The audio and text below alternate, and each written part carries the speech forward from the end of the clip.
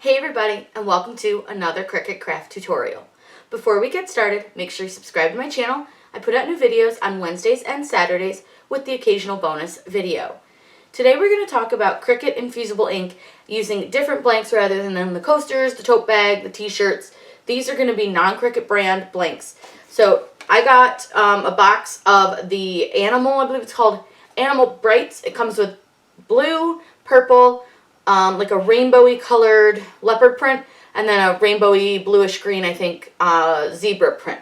So we had a lot of fun playing with these. I'll put links to all of our blanks that we're going to use below, but we did a garden flag, which I love. I think this one came out really cute. We did a puzzle,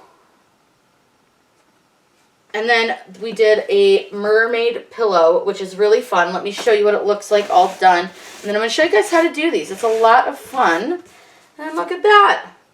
This one might be my favorite. I think this one came out really, really cute. And of course it's a mermaid pillow, so it's fun. I did this one on the white, but I also got a silver one that I did not do, but we will probably do this one in a future video. I want to try the pens on this one. So let's get over and get this started. So I bought some other sublimation type blanks to use with our infusible ink transfer sheets. So I got the puzzle, which I gotta be careful because I don't want it to come apart, but we got a puzzle. This one is a polyester puzzle.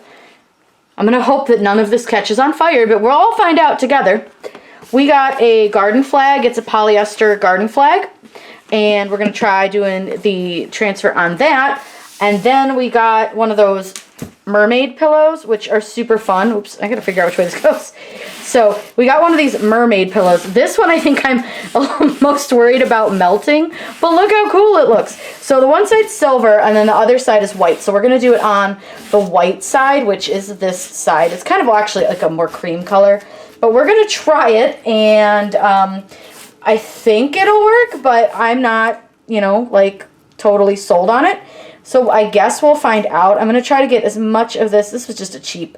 I'll link all this stuff below for you guys. Hopefully all of it works. I have not tried any of this on without filming yet. So you guys are going to get to see this at the same time that I do. So I'm letting my heat press heat up right now. I've cut all my transfers. If you guys want to know how to cut your transfer sheets, I do have a video for that. I will link that below. So we will, oh gosh, every time I move, I swear. All right, I'm done touching this thing. But yeah, I've got a video for that. I will link it below, and we're going to get ready to press. The heat press should be fairly close. So once that's ready, we'll get to pressing. Go ahead and put a Teflon sheet just on the bottom, just to prevent it from bleeding onto my press. And I'm going to put this down. Now, they do recommend that you have heat tape. Lord knows I am not all about spending any more money than I need to, and I was too lazy to buy heat tape, so I didn't.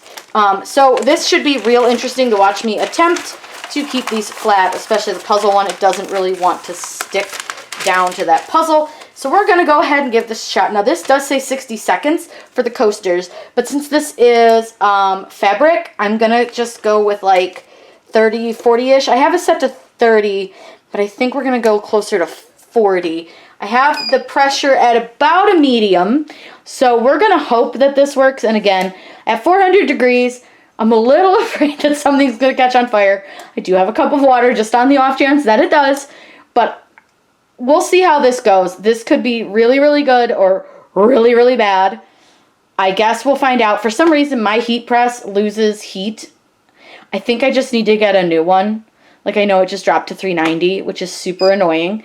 I'm going to let this go just a little longer, so I'm going to restart that timer. It doesn't smell like it's burning, so I'm just going to let it go for a little bit longer. Like I said, it says 60 seconds on coasters. The shirts are about 40 seconds. So I'm going to say, because this is a fabric, it's probably closer to 40 seconds. I'm so sorry about that. My cat just knocked everything off my table because she's an idiot. It's the joys of having kittens. So you're supposed to let it cool a little bit before you remove it. I have found it likes to stick to the butcher paper a little bit, but once you like kind of touch it, it seems to come off. I'm going to go pick up what the cat dropped, and then we'll come back and take this off. So I've let that cool down, and you can see it's kind of lifted. So let's see how that looks. It's not bad. I'm not really sure why we got these little dots, but we do have some dots. But it's pretty good. I mean, it's in there. It's really bright, which is really nice. But yeah, we do have some dots. Don't really know what that's from. But okay, let's move on. Let me go get the next thing. So our next item is going to be this puzzle, which I told you, remember I said I'm going to have a heck of a time because I didn't get heat tape. And also I have this going all the way to the edge of the puzzle. And the puzzle's kind of big. So I'm going to have to turn the puzzle this direction. We're going to lay the butcher paper down. And then we're going to hope that we can just, with the heat press, keep the paper on. It's sort of stuck like where I cut out the little shapes. Because you'll see there's going to be shapes in this puzzle. It's kind of the only way I could figure out how to do it. Just want to make sure it's all completely on the heat press. And then I imagine this one's going to be like closer to the coasters. So I think once this is kind of over it, it should hold. So we're going to, I don't know, go like 50 seconds. Again, I'm not sure exactly how long to press these because they're not technically Cricut blanks. They're sublimation blanks, but they kind of differ depending on, you know, what the product is made out of. So I think we'll go probably closer to 60 seconds on this one. Again, you see my heat press drops in temp. I just don't know why. It makes me crazy. But so far it hasn't seemed to affect anything too much. And it only does it when it's super, super warm, when it's set to like these high temperatures. So that's something to keep in mind if you are using a heat press. Just keep in mind what your heat press can handle. Mine doesn't really love 400. But I will say this doesn't smell quite as bad as when I was doing the t-shirt and the tote bag. It's a little less stinky. All right, we're going to go with about 60 seconds-ish. We're going to pull that off. It does not smell pleasant. I can tell you that. This one definitely smells like burning. This one for sure smells like burning. Whew. Yeah, I think it's that 60 seconds on a puzzle. Let's pull it off just because it's already coming up. Guys, this one's pretty cool. Ow, that's really hot. Jesus. Yeah, 400 degrees, real hot. I really like the puzzle. I think it's super bright. This was the zebra print one. You can see like where the puzzle pieces were. But yeah, it definitely smells like burning. It's not a good smell, but the puzzle came out cute. It's shifted a little, but I would say get some heat tape. Maybe don't put the cardboard under it either because that's real hot. I'm going to move that over. We're going to just let that go. Ooh, yeah, that's a pleasant, unpleasant smell. I am grabbing you the next thing that we're going to do. And our next item is our mermaid pillow. This one makes me super nervous because I don't know if it's going to melt. It might. It very, very well might. I guess we'll find out.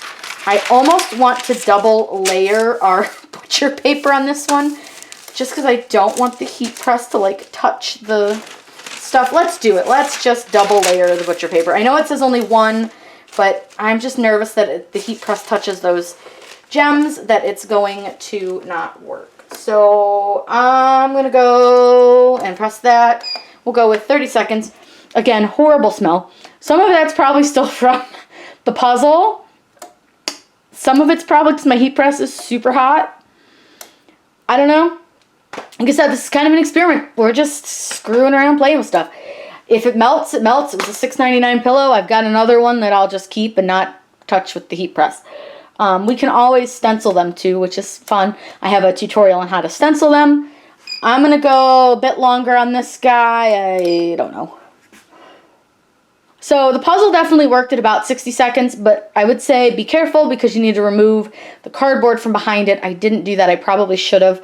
And then with this one, I'm just more worried about the gems melting. So let's go ahead and stop that. Turn this, get this off of our pillow. Let's take the butcher paper off just to remove some of that heat. I'm going to go ahead and turn the heat press completely off now because we are done with it. And I'm going to let that cool a bit. And when we come back, we will reveal. Okay, I've let this cool. Again, this one smells pretty funky too. Again, could be somewhat from the puzzle, but I think a lot of it's from the infusible ink. We're going to go ahead and peel this off real careful like, because it's stuck pretty good to the gems, I will say, to the tape part itself. So hopefully this came out real cute. Oh, this came out super cute. I'm going to move you guys over to the table so you guys can see this better. Guys, this one came out really, really cute. Let's see if it works. Oh, it totally does. Like, they didn't melt. They feel fine. Like, they absolutely did not melt. And I don't know if you guys can see the design. I'm just going to make it all go away really quick.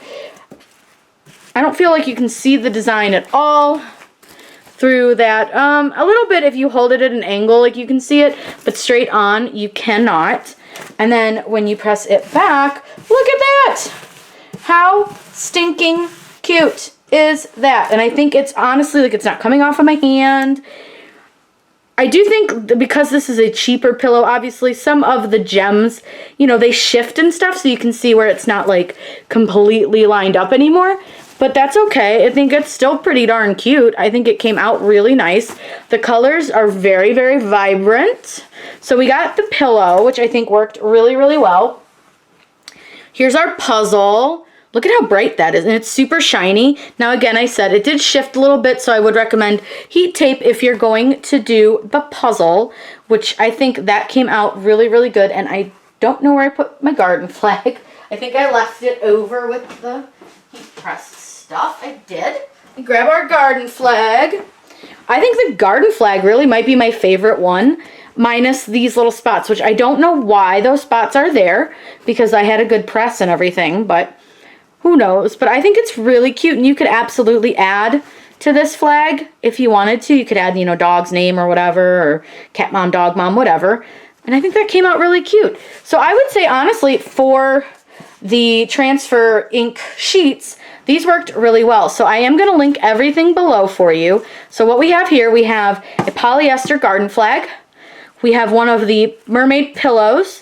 And then we have a polyester small puzzle. If you guys have any questions, please let me know in the comments down below. I'm always happy to answer those for you. Make sure you subscribe to my channel. I put out new videos all the time. Hit that bell icon. That will alert you to when I post a new video. I hope you guys had a lot of fun with the transfer sheets of the infusible inks. If you need any other tutorials, please let me know down below. Always happy to answer those for you. Have a great day and happy crafting!